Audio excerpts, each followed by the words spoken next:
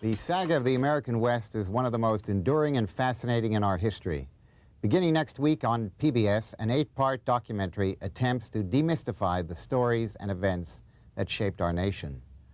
From the people responsible for the Civil War and baseball, it is called simply The West. Joining me now, Ken Burns, the series executive producer and creative consultant, a man whom I called the Godfather. In fact, I said to him he was always a godfather, never a god. Stephen Ives, the director and co-producer, and Jeffrey Ward, the co-writer of the script and the author of the companion book of the same title, The West. Welcome. I'm delighted to have you here on the show. Great to see you. Well, I'd like to start with one little fact that I actually found sort of quite fascinating, and that is, how did we come to call it The West? Well, it's the best question. We call it the West because the last people to arrive there conquered it, claimed it, and named it. But it's the North to Hispanics that moved up. It's the East to the Chinese and the Russians who came in. It's the South for the British and French explorers. And for us, most important, it was home for the center of the universe, for hundreds of not monolithically same, simplistic, noble Indians, but an incredibly diverse set of tribes and human beings subject to the same problems and ills that the rest of us have. Well, you know, Ken, you've done several amazing films, baseball and the Civil War, each of which I might say I gather took 5 years, so I'm glad you're into deferred pleasure. But you keep on saying that your films are really intended to sort of illustrate what it means to be an American. Give us some of your take on how this film tells you what it means to be an American. Well, I think I woke up in this project realizing that each of the projects that we've involved ourselves in ask a simple basic question: who are we? Shelby Foote said in the Civil War that the Civil War defined us. It was the traumatic event in the childhood of our nation. If that's true, and I think it is, then the West is where we, for good or ill, came of age. This is where the best of us met the worst of us, and nothing was left unchanged. We fulfilled the destiny of our nation to be a continental nation, and the story of that, it combines a mixture of pride and shame. And I think what we've tried to do over the last few years is put our arm around that pride and shame and experience both. Well, you talk about sort of the competing myths that, in a sense, are captured in your filming of all of this. Give us some sense of what those competing myths are, Steve. Well, I think in many ways they're all part of one incredibly powerful myth, this idea that the West is this repository of hope that has drawn thousands and thousands of generations of people to the West. I think what fascinates me about it is that this nation really discovered itself when it went west. And to become a continental nation took tremendous effort, and there are amazing achievements that you can point to, the building of the Transcontinental Railroad, for example. But there was also a tragic cost that I think was left in the wake of something like Manifest Destiny. And so I think this myth has grown up to help us as a nation reconcile and deal with that kind of history. And I think it is the most, in many ways, the most powerful way that we define ourselves today. We dress in Western clothes, we sell every product you can think of in Monument Valley, we export the image of the Marlboro Man abroad. Our politicians wrap themselves in the mantle of the cowboy. And I think that if that myth is going to be such a powerful way for us to see ourselves, a kind of a collective identity for this country, then I think it's important that we take a very clear-eyed look at what that myth is based on. Well, you point out that the myth in one part was popularized by Wild Bill, that he sort of came and it was sort of a great big circus, I suppose, that he went around performing and presenting the development of the West as really the conquest of these horrible savages. But there is, without diminishing, in fact, the enormous effort and achievement that went into developing the West, there was also another side to it.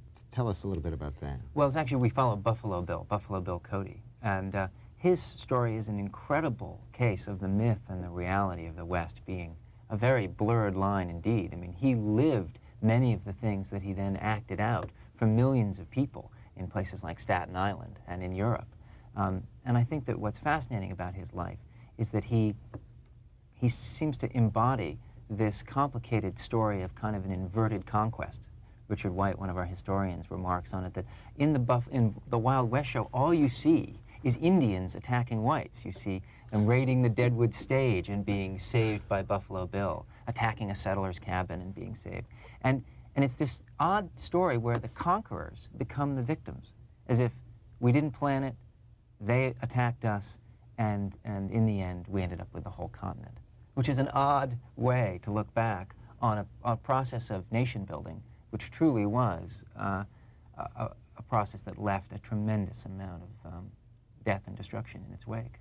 Well, somebody once said that the essence of human beings is not in their ability to reason, but in their ability to rationalize. Right. And I think inevitably everybody sort of paints their own history in a way that serves their particular interest for, as we say, for those who were the victors. Exactly. Well, and that's exactly what happened, and now you're giving the other side the price that was paid, because clearly there were enormous achievements as we went. You talk about sort of the myth of optimism and the sense of hope that, in a sense, was personified in the West, and that whole theory of the history of our country, the frontier and everything like that. But in a sense, immigrants coming to this country also had that sense of hope about America. So this was an extension of that. Sure, I think you can say that in many ways the West began 200 yards west of the stockade at Jamestown. Right. I mean, this is a story that is as old as America's movement across the continent. And I think that in many ways that's one of the reasons why certainly the drama and the way that we perceive the West happened in John Ford's West as much as anywhere else, west of the Mississippi. But the stories are as old as this republic. Well, the notion of go west, young man, was really that a statement of go out there and you can remake your life, you can rebuild your life, you can find a family, find a new career, give up whatever problems or difficulties you had, and that was, in a sense, a symbol of that sense of hope and opportunity. And I want to stress that while we've certainly, most of the series really tries to take into account the tragic cost of the geography of hope, which is what you've described, that Wallace Stegner called it. The series is, in a way, what Jeff and the other writer, Dayton Duncan, have found are the stories that are the backbone of this series, are stories of essentially Americans struggling along the Oregon Trail, going to the gold fields and coming up empty, trying to convert savages to God, trying to find God for themselves if they're a Mormon in the deserts of Utah, trying to carve out a life in the plains, the arid plains of Nebraska. And that really the heroes of the story emerge, not just the Chief Josephs and the Sitting Bulls, but the Mattie Oblingers, the Catherine Sagers, the William Swains, the names that have not been household names, but are the real heroes that I hope will diminish the Jesse Jameses and the Wild Bill Hickoks and the need to romanticize. It was safer to be in Dodge City, Kansas than in the Lower East Side, back then as well as now. Well, a lot of Hollywood people would disagree with you, but let's, if I may, take two things. We have two clips here. One is called The West Vanquished Tribes, and the other is The West Letter to Mother, and I think they'll give two sides of this thing. So let's show them, and then we'll pick up again. Most of our few warriors left from the Big Hole had been swept as leaves before the storm. A young warrior, wounded, lay on a buffalo robe dying without complaint. Children crying with cold, no fire, there could be no light. Everywhere the crying, the death wail. I felt the coming end.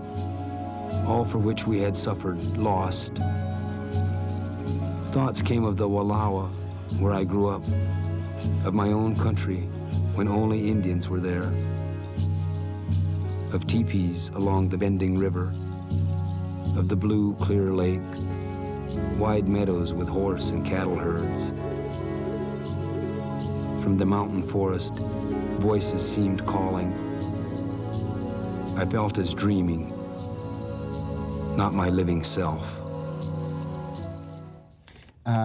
Jeff, we saw a scene of the horse, and of course the horse was introduced to this country.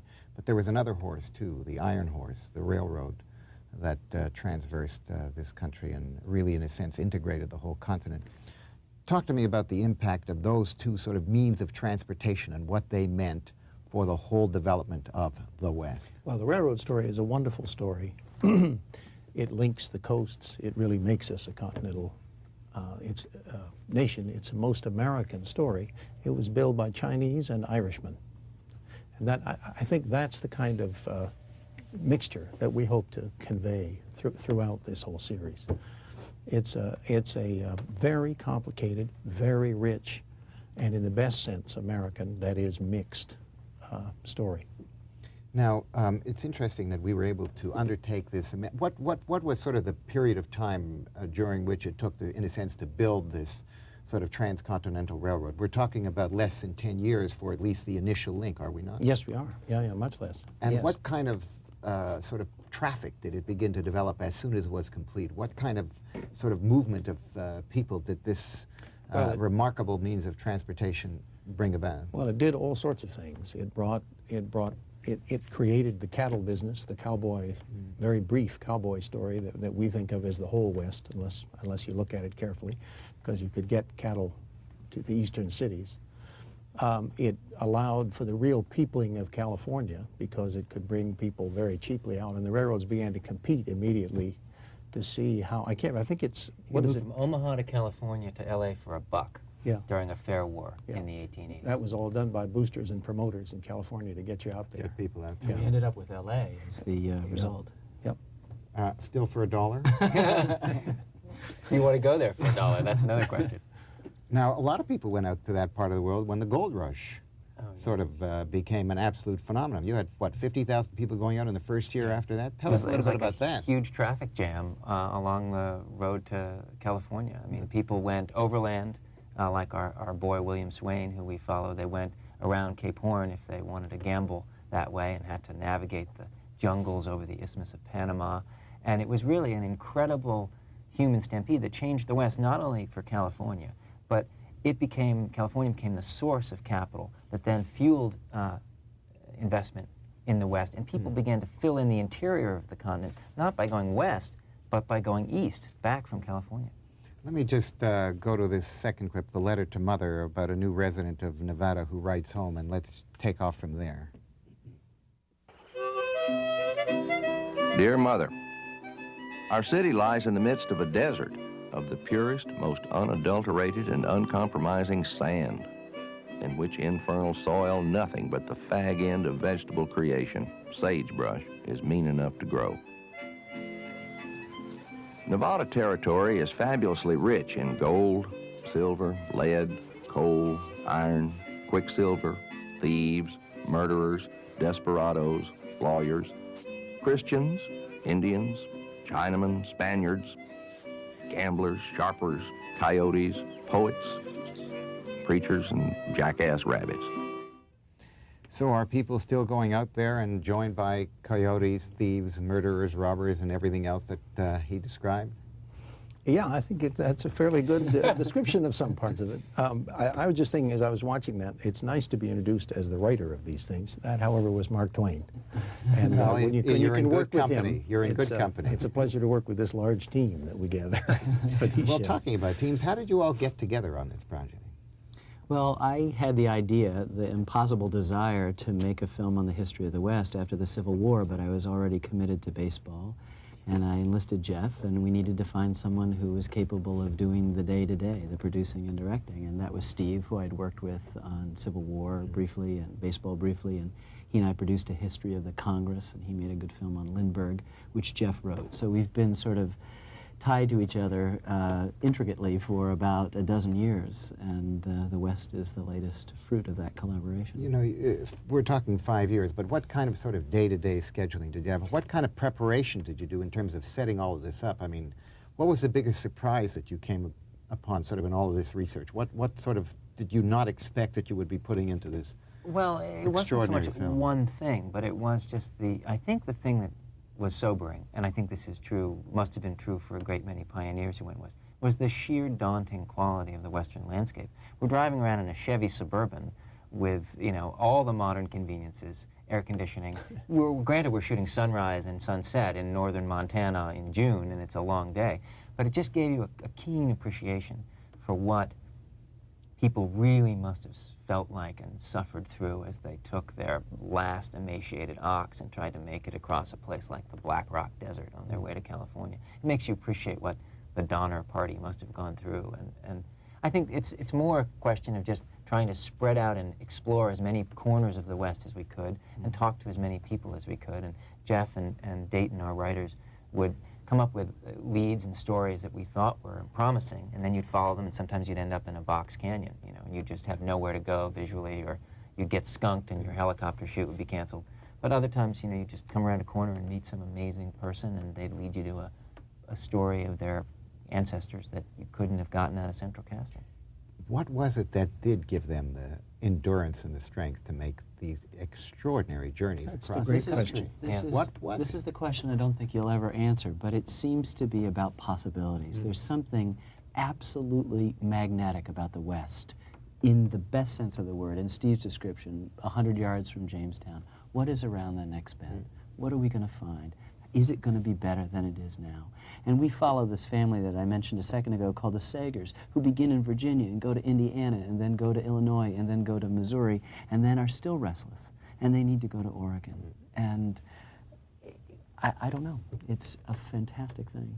Well, what is the modern-day version of the West? If it is, in a sense, a personification or an expression or a symbol of hope and opportunity, the ability to sort of remake your life. I mean, in a sense, if your first chance was sort of coming to the East Coast of the United States, everybody had a second chance by being able to go west. But the West, on one level, in a sense, is filled in now. That same kind of adventure where you could end up with your own homestead or what have you, that, in a sense, that's gone. What is the modern-day version Well, it's of funny, this sort of ladder of opportunity? I'm not sure if it's really gone. I think it's recapitulating itself over again. We're struggling to figure out how you end this. You know, do you go up? And we began to find many of the same old questions rearing themselves up, the questions of the conquest of culture, of immigration, of land use, of resources. You know, you do a gold rush, and then suddenly 70 years later, you've got Spindletop and oil's discovered. And you realize that the West is going to continue to recycle through these problems. Now we're struggling with questions of immigration. There's still the question of Native Americans and what their role is, and all of this is as present now as it was before. It's just not on the front page. So I think in some ways we tried to watch one cycle of the questions of the West, and most of it, for everyone, despite the daunting landscape, was an interior question that the West provided. It's those big spaces between that mountain and me that make me ask questions about myself. Who am I? What am I doing here? What is my place in this universe? And it's that interior question, that interior frontier, which is always there, and the West prompted that in Americans. And I think that's the mystery that we'll never, in 100 documentary films, be able to explain, but we'll, like that mountain range over there, be looking for. Is it also sort of a trek that symbolizes individualism and entrepreneurial efforts on the part of small groups? I mean, what is the balance here between the individual and the community? Well, that's another great question. And again, the myth of the West is that it's settled by intrepid, lonely pioneers. In fact, it was also settled with lots of government help. And I mean, all of these things are. That's what I love about doing these big stories, is you just see how richly complicated it is, and how things were never simple. Right, I just think gun control was something that you think that the rugged individualism that the West now promotes and celebrates and advertises as itself.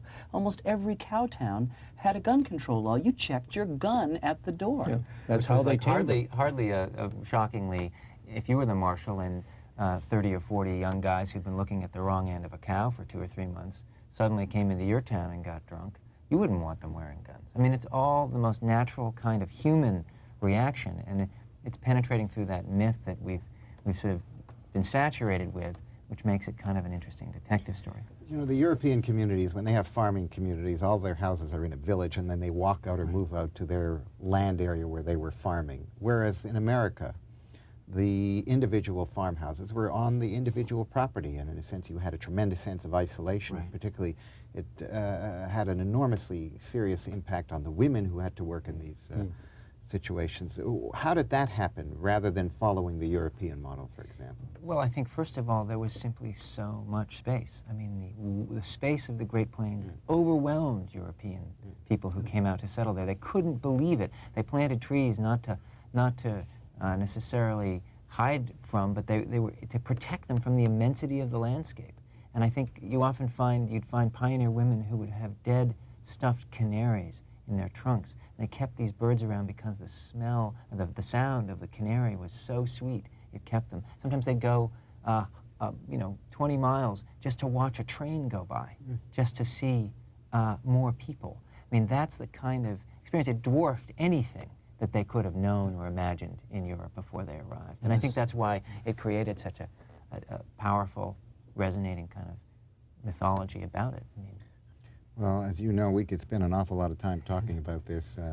I think the best thing, the best alternative to this is actually watching it. But let me ask you one more question, since I know you work in 5-year intervals, Ken. What's your next 5-year project? I mean, I want to save my time 5 years from now. And store up your And, videotape. right, of course, yeah. Well, we have 2 tracks. Jeff and I are working on a 5-year project on the history of jazz. Which 5 shows are written. I just give you a little progress report. And, Out of how many? Out of 8. 8. And we have 5 biographies, the first of which is Thomas Jefferson coming in 6 months, followed by Lewis Clark, and then Frank Lloyd Wright, and then on and on. There's never a shortage of subjects. Well, I have to say, I think that no other part of the world does documentaries, particularly historical documentaries, the way America does, and you all are the best there are, so I congratulate you, and I look forward very much to seeing all the rest of that. Thanks all very much for coming by. It's very wonderful to have you all. Thanks, thank you. Mark. Thank you. Enjoyed it.